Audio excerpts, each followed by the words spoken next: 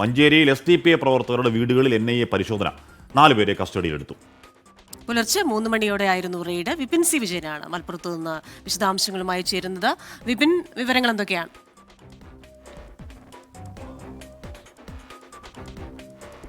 Krishna, Hashmi, good morning. ഇത് ഒരു 3 മണിയോട് കൂടിയാണ് SDPI പ്രവർത്തകരുടെ വീടുകളിൽ NIA റെയ്ഡ് നടന്നിരിക്കുന്നത്. അതിൽ 4 പേരെ കസ്റ്റഡിയിലെടുത്തു.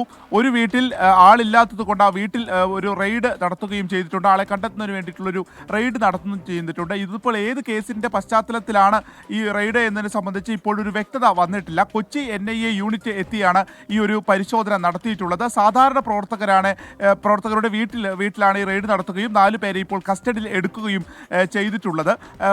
ഒരു ജില്ലാ നേതൃത്വത്തിലോ അല്ലെങ്കിൽ മറ്റേതെങ്കിലും ഭാരവാഹിത്വം വഹിക്കുന്നവരോ അല്ല എന്നുള്ളതാണ് നമുക്ക് ലഭിക്കുന്ന പ്രാഥമികമായിട്ടുള്ള ഒരു വിവരം. ഏകദേശം ഒരു അരമണിക്കൂർ മുമ്പ് വരെ ഈ റെയ്ഡ് നടന്നിട്ടുണ്ട്. അങ്ങനെ പല വീടുകളിലായി ഈ മഞ്ചേരി പ്രദേശങ്ങളിലെ തൃക്കലങ്കോടൊക്കെ പ്രദേശത്തുള്ള പല വീടുകളിലായിട്ടാണ് റെയ്ഡ് നടത്തിയിട്ടുള്ളത്. ഒപ്പം തന്നെ ഈ ഒരു വീട്ടുകാരോട് പറഞ്ഞിട്ടുള്ളത് ഒരു കേസുമായി ബന്ധപ്പെട്ടുള്ള കാര്യത്തിന് ഇവരെ കസ്റ്റഡിയിൽ എടുക്കുന്നു എന്നുള്ളതാണ്. അതവർക്ക് പങ്കില്ല എന്ന് മനസ്സിലാവുകയാണെങ്കിൽ അവരെ വിട്ടയക്കും എന്നുള്ള രീതിക്ക് വീട്ടുകാരോട് പറഞ്ഞിട്ടാണ് അവരെ കൂട്ടിക്കൊണ്ടു പോയത് എന്നുള്ളത് കൂടി മനസ്സിലാക്കാൻ സാധിക്കുന്നു. കൊച്ചി യൂണിറ്റിന്റെ ഭാഗത്തു നിന്നാണ് ഇപ്പോൾ ഇത്തരത്തിലുള്ള ഒരു നീക്കം SDPI പ്രവർത്തകർക്ക് വേണ്ടിയിട്ടുള്ള നീക്കം നടത്തിയിരിക്കുന്നത്. 4 പേരെ കസ്റ്റഡിയിലെടുക്കുകയും ചെയ്തിരിക്കുന്നു.